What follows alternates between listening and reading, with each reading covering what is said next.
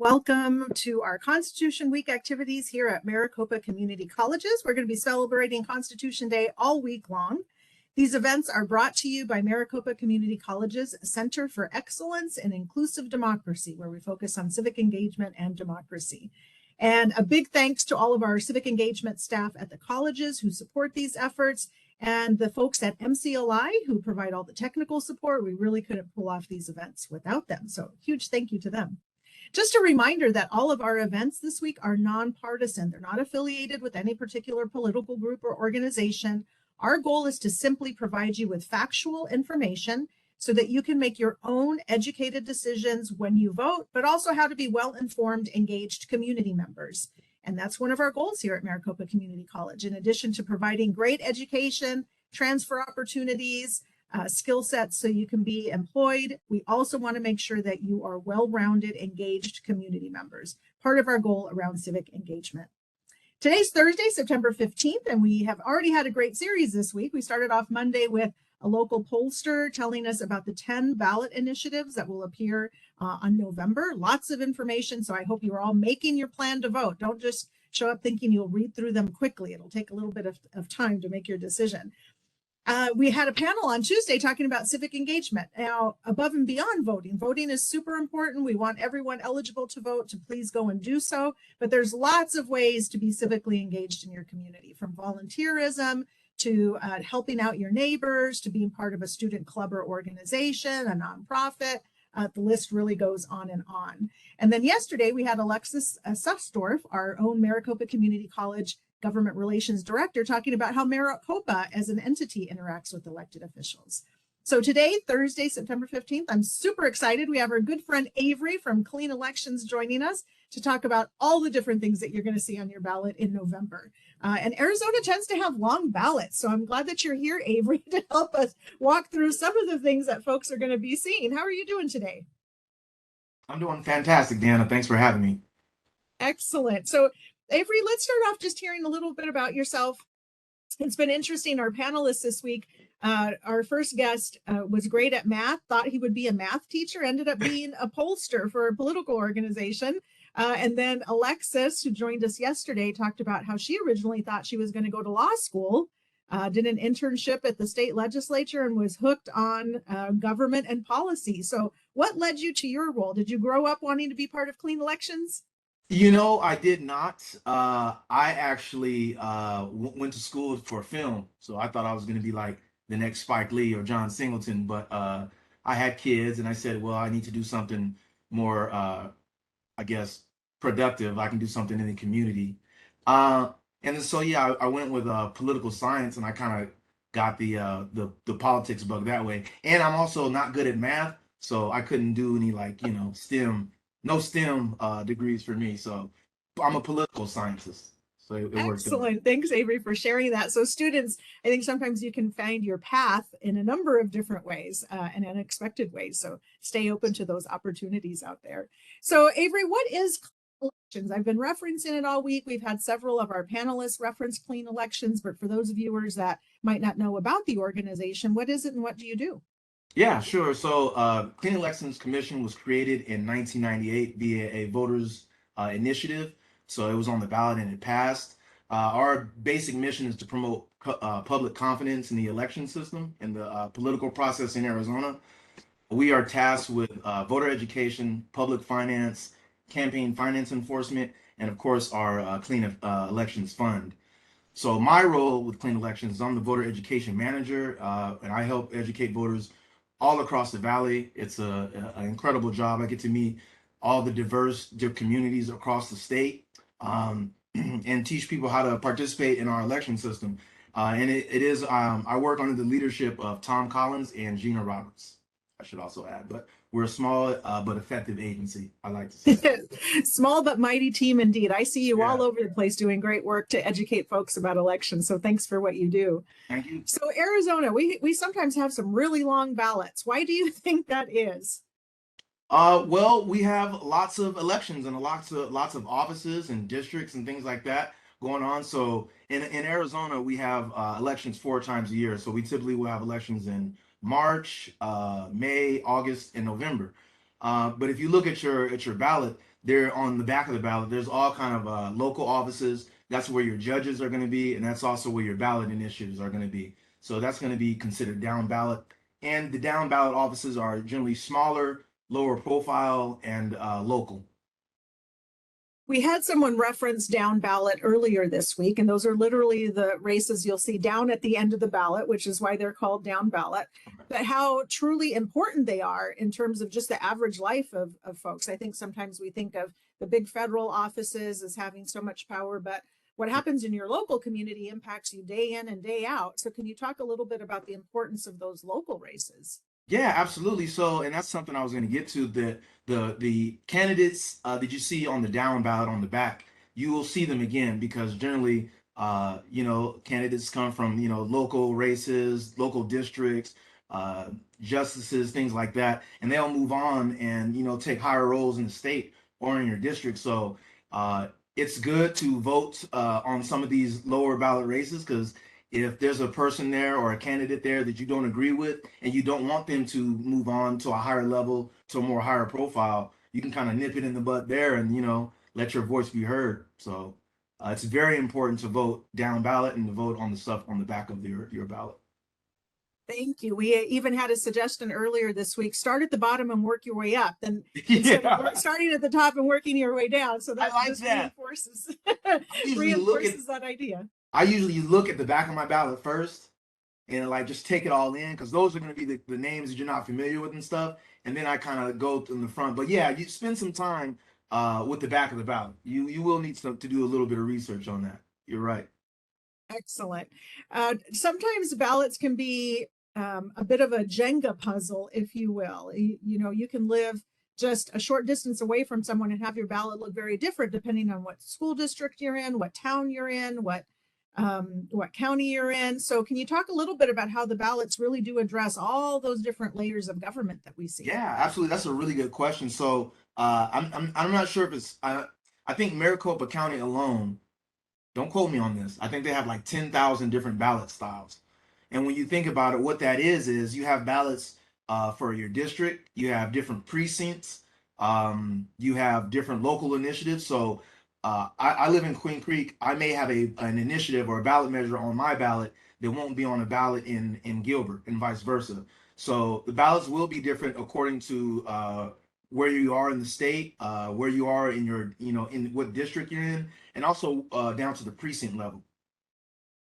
So lots of variation. I know sometimes we have folks that like to get together, look at the ballot, have discussions, and they wonder, why does mine not look like someone that's fairly close to me? But there's legitimate reason for that then. Yeah, and then sometimes you can have a neighborhood that's that has multiple precincts in it. So you could be across the street and and your neighbor across the street could have a different ballot than you, but it just means that they may be in a different precinct or possibly in a different district. But good thing to keep in mind. Good thing to keep in mind. Now, when we have races, say for a large position, and there's 3 candidates listed, even the way they are listed can change from ballot to ballot, correct? It's not always that one name appears first, another name appears second, another name appears third. And I actually had someone reach out to me about this. So what's done is they will rotate the candidates in all the different precincts and districts. So yeah, so and it's done in a way where it's kind of random, but they will rotate it. So you may be at the top of the ballot in one district or one precinct, and you may be in the middle or the bottom in another one, but it's completely rotated. So yeah, there is some variation there as well. That's good to keep in mind. So students, if you're listening in, or staff community members listening in, I've heard some folks share a suggestion about who they are voting for and mention the first name on the list.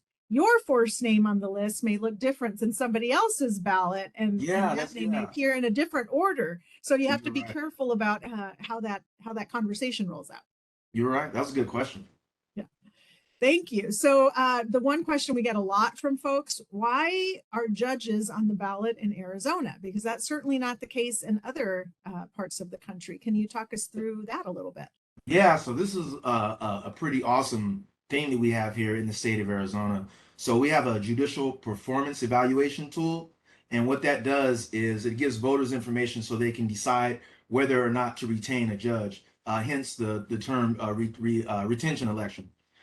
So the evaluation was created in 1992 from a legislative proposal. It ended up being approved by the voters. And what it is the performance review is basically a way of evaluating judges who seek to retain their role on the bench. How it works is a yes vote means you think the judge should keep their job.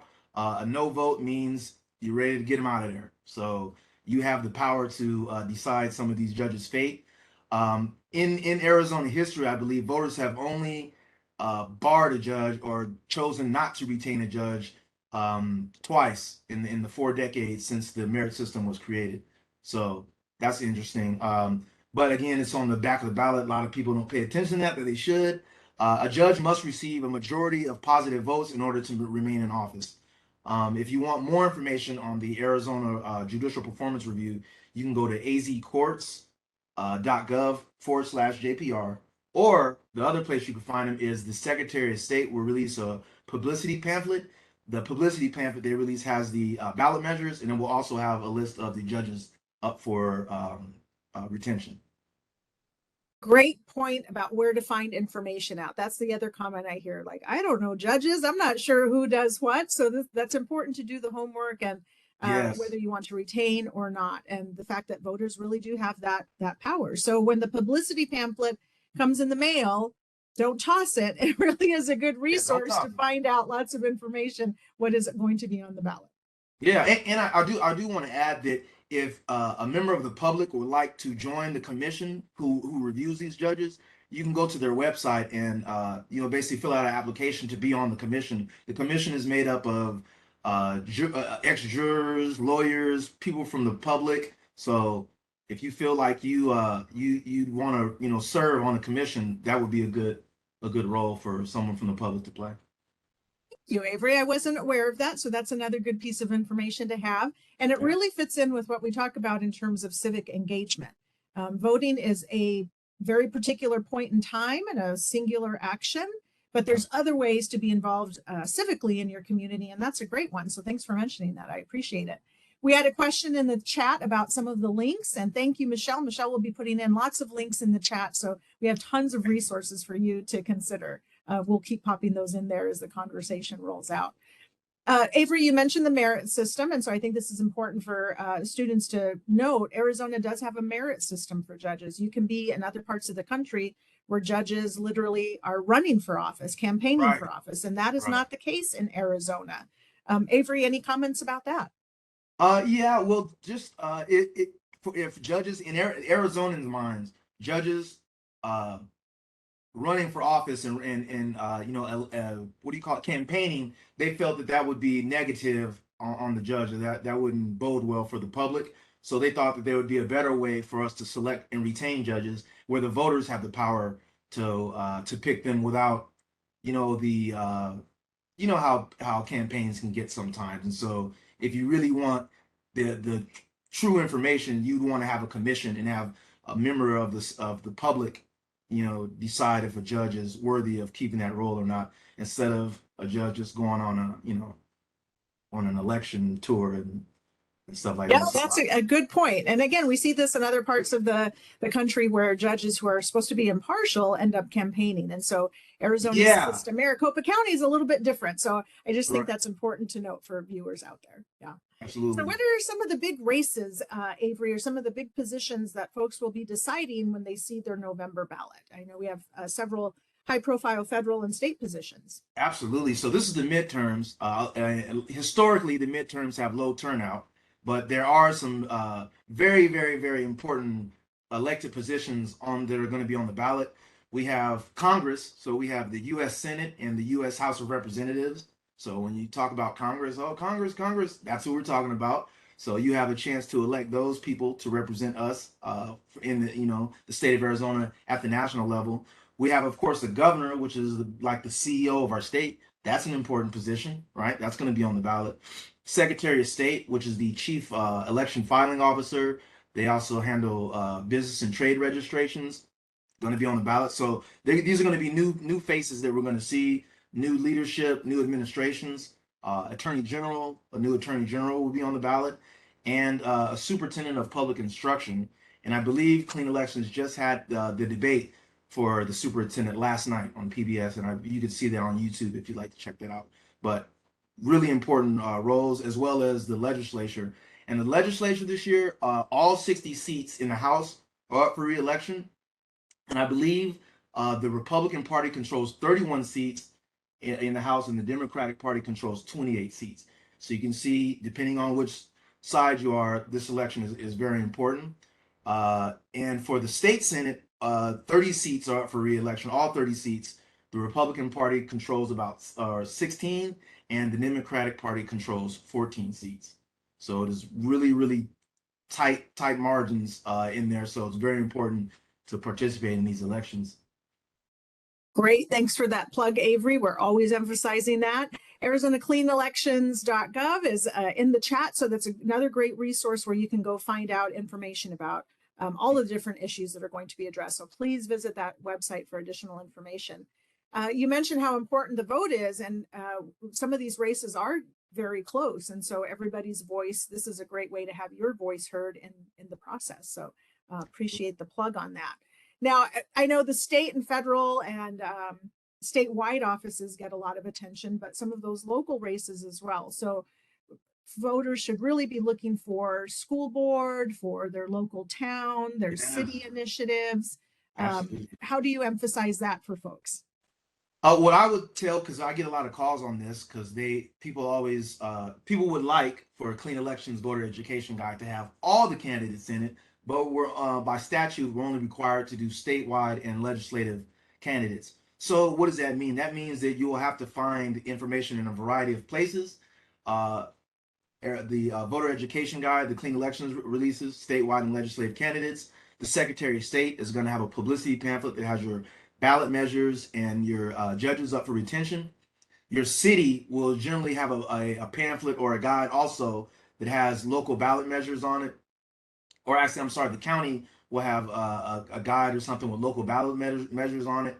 And any candidates up for office, sometimes they'll have something on there, depending on which county you're in. And of course, your city. So like I said, I live in Queen Creek, and generally we'll get a little pamphlet that has who's on for city council and any kind of bonds or anything like that.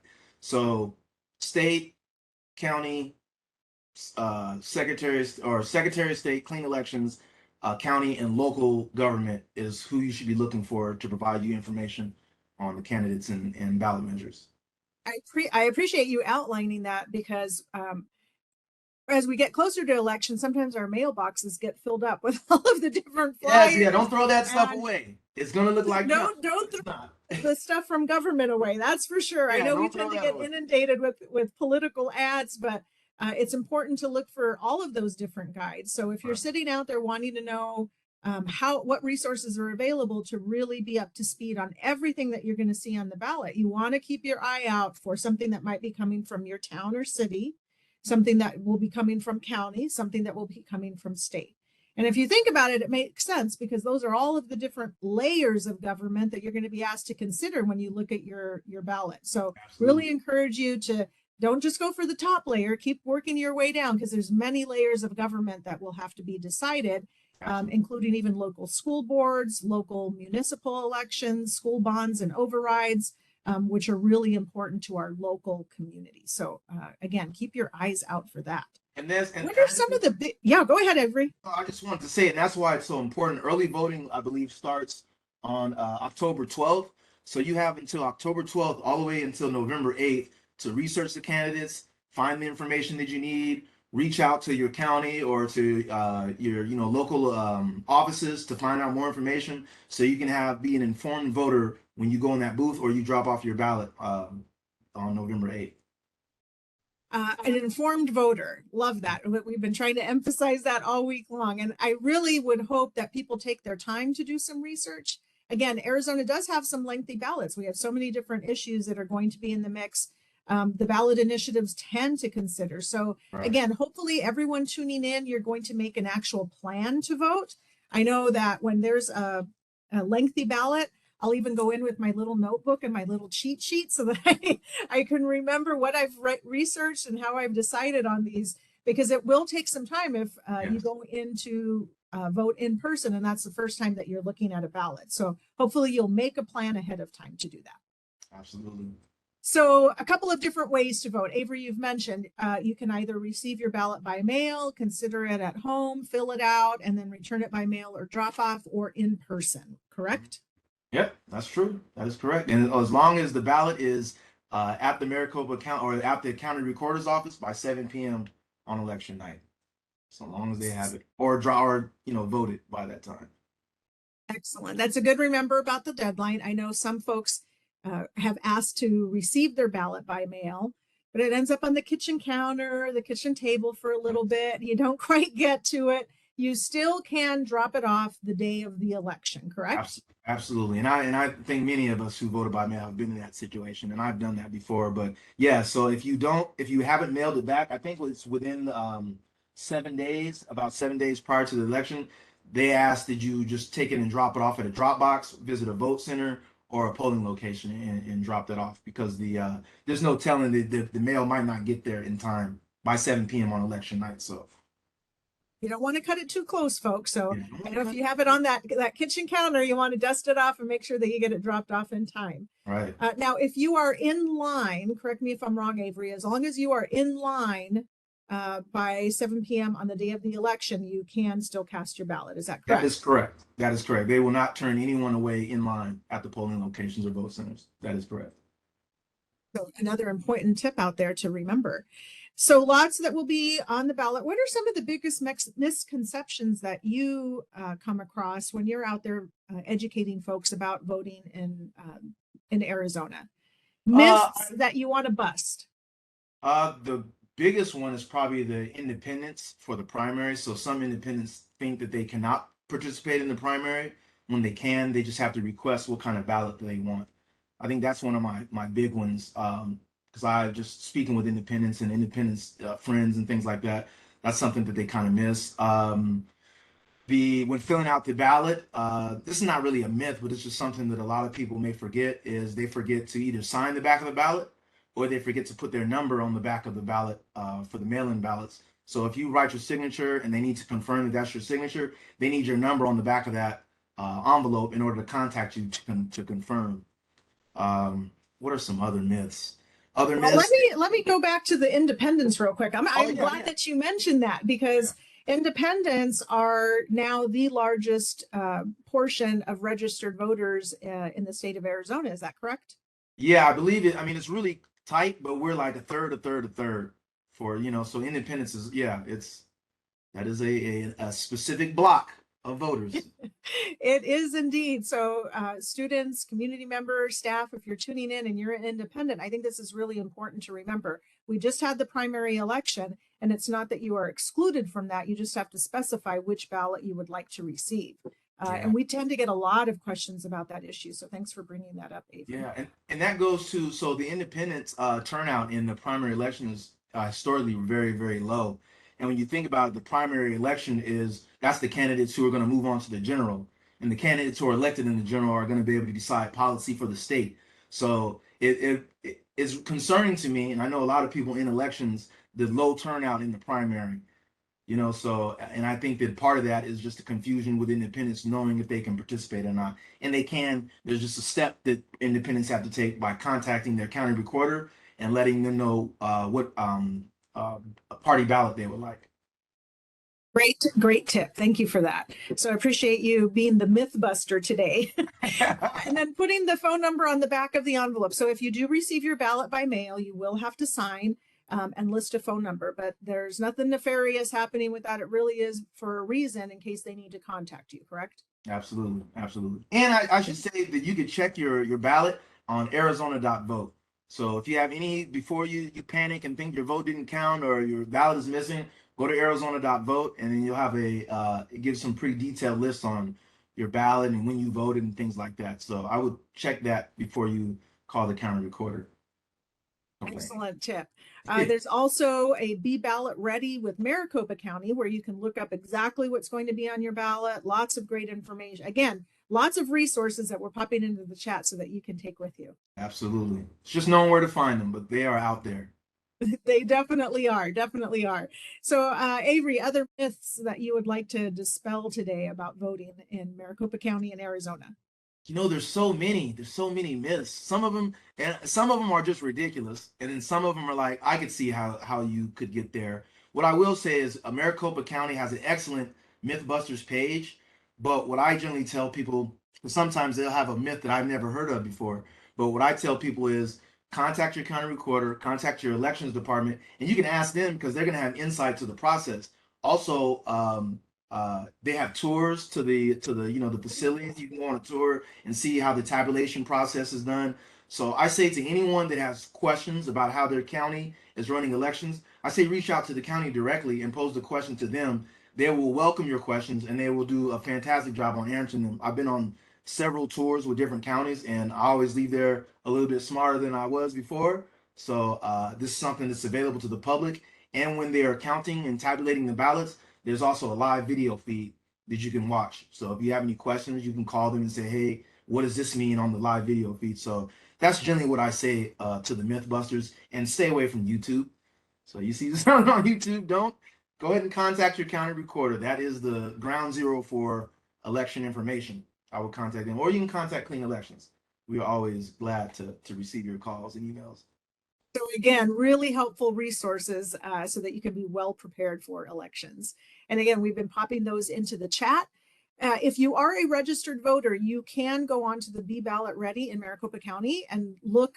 You'll get a preview of exactly what you're going to be seeing on your ballot. So you can even get a sneak preview. And I think that will be ready here as we get a bit closer to elections, and you can track the progress of your vote and when it was received and counted and all of that good stuff. Absolutely. And any other information, Avery, about what folks should be prepared to see on their ballot that you want to make sure to give us a heads up about? I think we've covered it. I think just turning that ballot over, voting down ballot, getting informed on some of your local races, your local ballot measures, things like that, and just take your time with the ballot. Worst thing you can do is rush in there and just start checking off, ovals and stuff like that. So you want to just take your time, be informed. The voter education guide from Clean Elections should start being mailed to voters' homes on the 24th of September. So you'll have time to kind of digest that. Yeah, the voter education guide is also available on our website right now, the digital version. So you can go and kind of get a head start, look at the candidates that are out there. What else? Yeah, that's basically it. Just this is the time right now to just start getting informed and gathering all your resources and just get educated so you can be a confident and informed voter. Fabulous. So you have plenty of time, anybody tuning in, to do your homework, be a good and well-informed voter before the day of election comes around. So appreciate that that suggestion, Avery. Thank you.